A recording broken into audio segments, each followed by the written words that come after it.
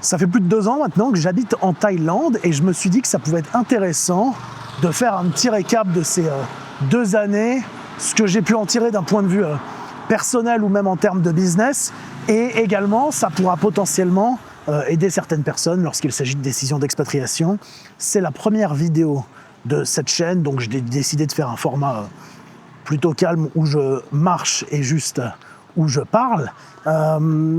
Et les prochaines vidéos, le but ici, c'est de vous partager ma vie, que ce soit en Thaïlande, mais également en Asie, pour qu'encore une fois, vous puissiez découvrir des choses qui changent un peu.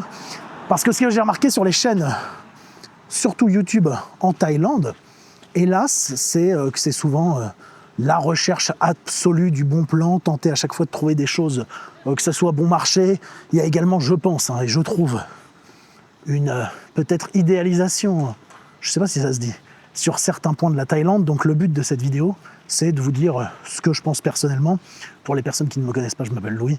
On me connaît souvent sous le nom de The Prep Dad. J'ai ma chaîne YouTube principale, j'ai mis le lien en description, où je fais de l'éducation autour de la nutrition et du training. Et d'ailleurs, si ça vous intéresse d'en savoir plus sur le coaching en ligne, et si vous voulez devenir coach en ligne ou vous améliorer, j'ai mis le lien de ma newsletter directement dans la description. Donc j'ai divisé cette première vidéo, je sors juste mon téléphone, en plusieurs parties.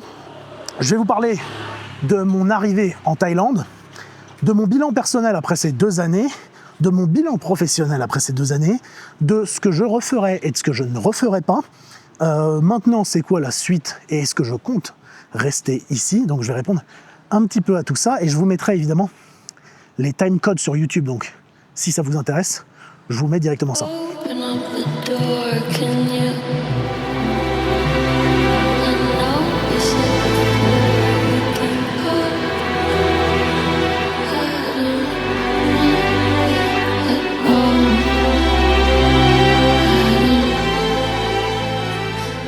Et donc cette première partie, c'est sur mon arrivée ici. Donc déjà, la première question à laquelle j'aimerais répondre, c'est pourquoi est-ce que j'ai quitté la France? Alors dans la mesure où je fais du coaching sportif et nutrition en ligne, et également que je forme des coachs, je travaille exclusivement en ligne.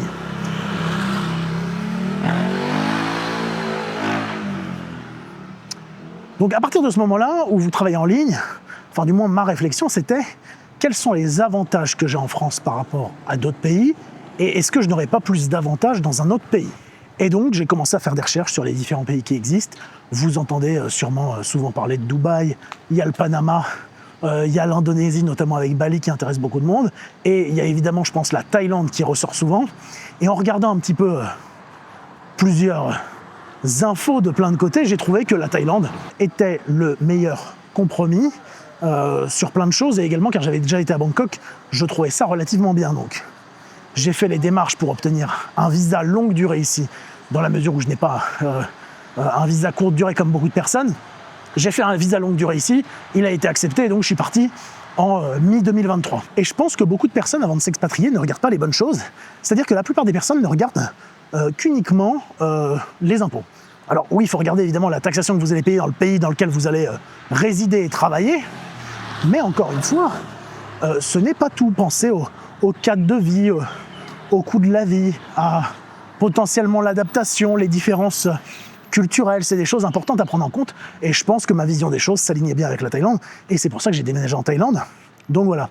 Ensuite, ce qu'on pourrait se demander, c'est tout simplement l'adaptation. Est-ce que c'était dur au début? Est-ce que c'est dur de se faire un bon réseau, des contacts? Et la réponse à ça, je pense que c'est quelque chose de très individuel. Votre capacité d'adaptation, je pense que c'est grandement dû à vous et à la manière dont vous réagissez aux différentes situations. Donc encore une fois, est-ce que j'ai eu du mal à m'adapter? La réponse c'est non. Est-ce que vous avez du mal au début à vous faire peut-être des contacts et des amis? La réponse c'est sûrement un peu plus oui. Après, j'ai découvert bien plus tard qu'il était très simple à Bangkok de faire du networking, de rencontrer des gens.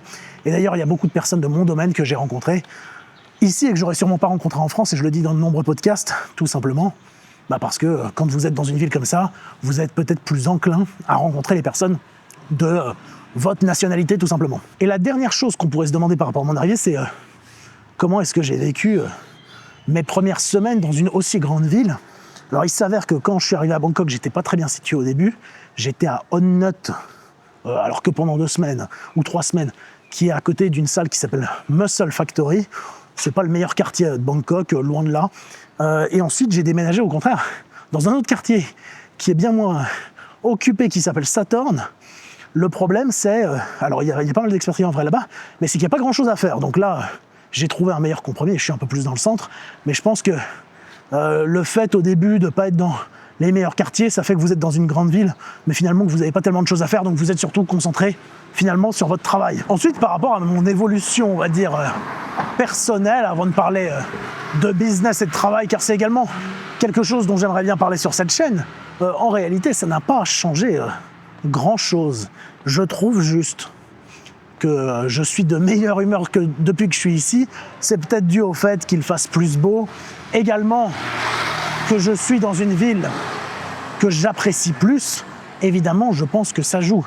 Mais en soi, c'est pas une ville qui va façonner la manière dont vous êtes et dont vous vous comportez. Et la seule chose que vous avez à faire, au contraire, en arrivant dans une ville, c'est vous habituer à la ville en question. Donc, en soi, la seule chose personnelle que ça m'a apporté, c'est un meilleur cadre, je trouve, et un meilleur confort de vie. Alors, il est vrai, je pense qu'on dit souvent que la Thaïlande, c'est pas cher. Alors, je dirais pas dire que la Thaïlande, c'est pas cher, parce qu'à Bangkok, ça peut vite l'être, mais c'est moins cher de vivre bien en Thaïlande que de vivre bien en Europe. Oui, après, il y a beaucoup de personnes, au contraire, qui tombent dans ce piège d'arriver dans un pays où c'est peut-être moins cher que dans le pays d'origine, et donc qui se mettent à dépenser beaucoup plus, et d'ailleurs c'est le cas de beaucoup d'expatriés, et qui finissent après un an à ne plus avoir d'argent de côté. Et parce que c'est facile, ici, d'aller dans des soirées, de dépenser de grosses sommes en pensant que vous dépensez moins qu'en Europe, car vous ne faites pas tout de suite la conversion dans votre tête et vous passez votre carte, et ainsi de suite. Et je connais beaucoup de personnes à qui ça arrive, qui dépensent bien plus d'argent ici que ce qu'elles ne dépenseraient tout simplement en Europe. Donc je pense que c'est également quelque chose où il faut faire attention, mais je pense que c'est grandement dépendant de la manière dont vous êtes. D'ailleurs, si cette vidéo vous plaît déjà, n'hésitez pas à vous abonner, vu que c'est une nouvelle chaîne, ça me ferait grandement plaisir. Et également, du coup, est-ce que vivre en Thaïlande, ça a changé quelque chose vis-à-vis de mon quotidien? La réponse, c'est j'ai sûrement une meilleure routine ici que ce que je n'avais en Europe, et même par rapport au décalage horaire, c'est vrai que pour le travail, c'est pratique. Vous vous réveillez, vous avez quelques messages de la veille au soir, et ensuite, pendant quelques heures, le matin, vous n'avez pas spécialement de messages. Donc, lorsque vous faites du B2B ou du B2C, c'est relativement pratique.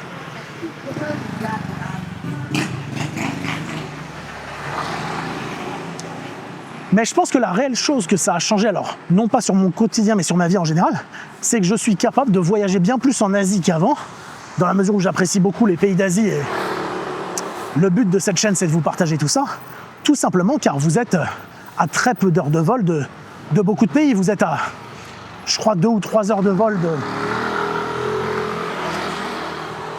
Vous êtes à 2 ou 3 heures de vol, je crois, des villes les plus proches en Chine, notamment Chongqing. Vous êtes à 3 heures de vol de Taïwan. Vous êtes à 5 heures de vol de Tokyo.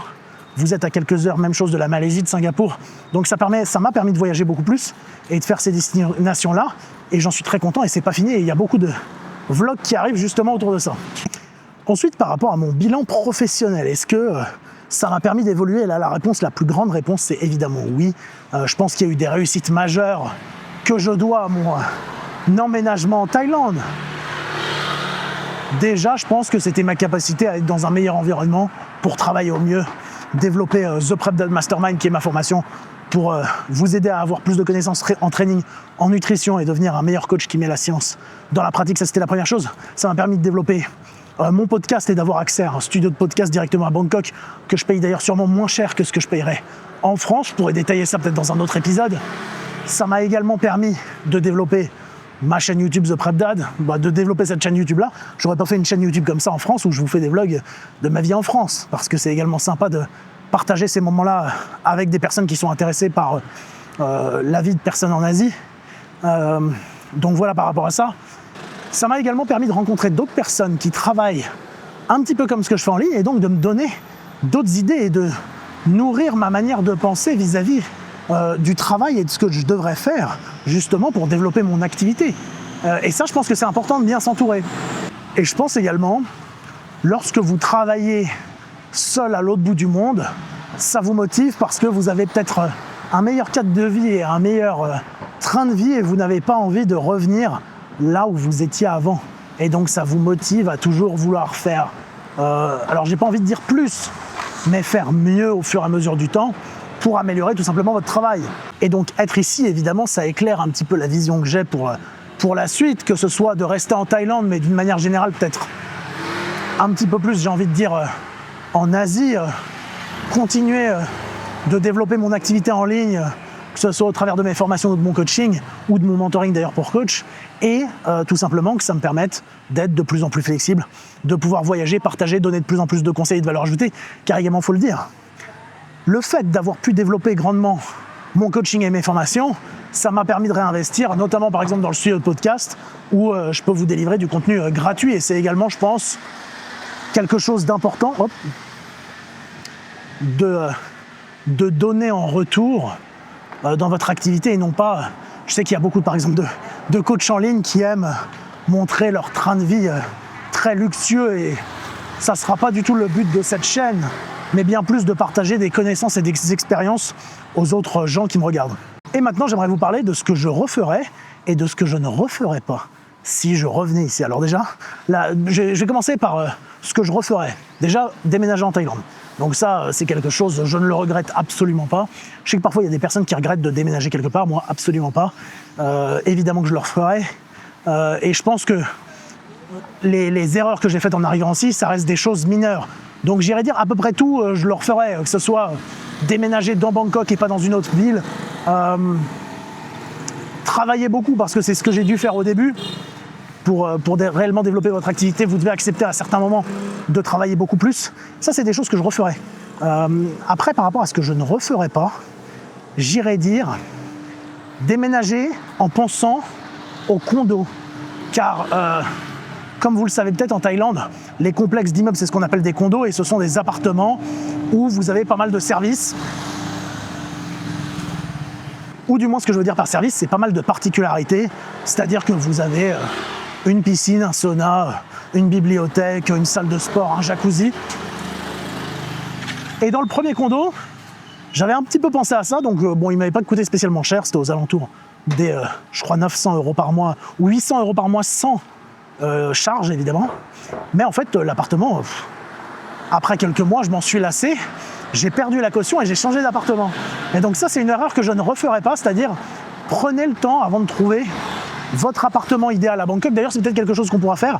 Visiter quelques appartements et vous filmer ça. Ça, c'est quelque chose vraiment que j'irai faire. Prendre plus le temps vis-à-vis de ça. La deuxième chose que j'irai faire, c'est trouver des alternatives, notamment pour le meal prep et manger, que commander sur Grab, dans la mesure où, en fait, vous ne vous en rendrez pas compte, car la commande vous revient à quelques euros. Mais en fait, cumulé sur le mois, c'est des centaines et des centaines d'euros qui s'envolent souvent en faisant les mauvais choix. Donc faire, je pense, un peu plus attention à ça également. Et donc si aujourd'hui vous avez envie de faire la même chose, quels sont les conseils que je vous donnerais ? Déjà de vous lancer, de ne pas avoir peur.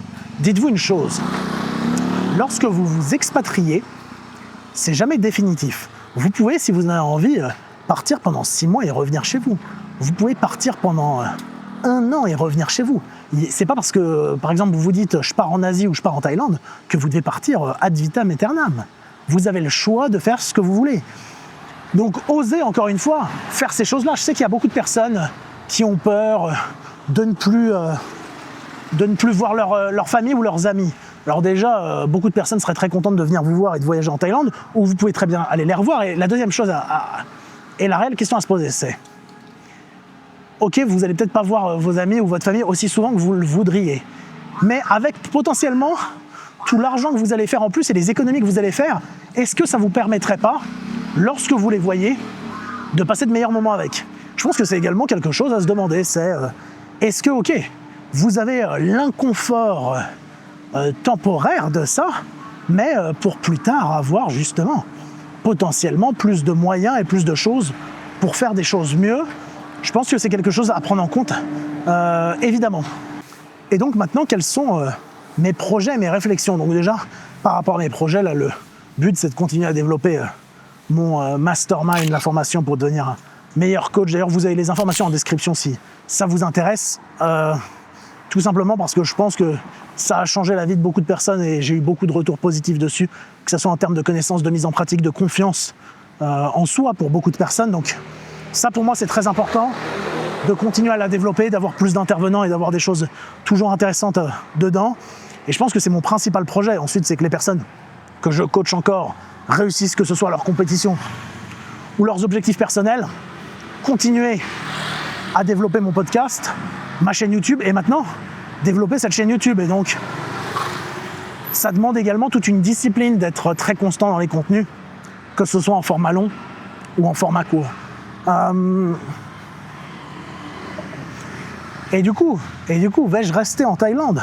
La réponse, c'est pour l'instant évidemment oui, et j'ai un visa longue durée sur 20 ans, donc je compte bien y rester. Après, je suis ouvert à d'autres pays, notamment d'Asie, que je visiterai cette année et début de l'année prochaine, et donc je compte bien vous partager ça. Je ferai des vidéos sur la Chine, sur Singapour, sur Taïwan, potentiellement en Corée du Sud, sur Hong Kong, il y aura également sur la Malaisie et le Vietnam. Et ça, le but, c'est de faire ça dans les 6 prochains mois ou dans les 8 prochains mois pour vous partager ça et vous partager ce qui m'intéresse également, car ce que je regrette avec beaucoup de chaînes en Thaïlande, ou du moins de personnes francophones qui parlent de Thaïlande, c'est toujours aller à l'économie, montrer à quel point c'est peu cher. Et je comprends l'intérêt de faire ça, mais je pense qu'il y a également des personnes qui veulent déménager en Thaïlande, pas spécialement faire d'économie par rapport à la France, mais tout simplement mieux vivre.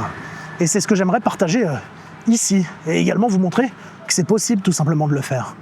Donc voilà, voilà mon bilan et mes pensées de ces 2 ans en Thaïlande. J'espère que ça vous aura plu. Si vous avez des questions, n'hésitez pas à les poser en commentaire. Surtout, abonnez-vous, inscrivez-vous à mon newsletter si vous voulez devenir un meilleur coach en ligne. Et je vous dis à la semaine prochaine.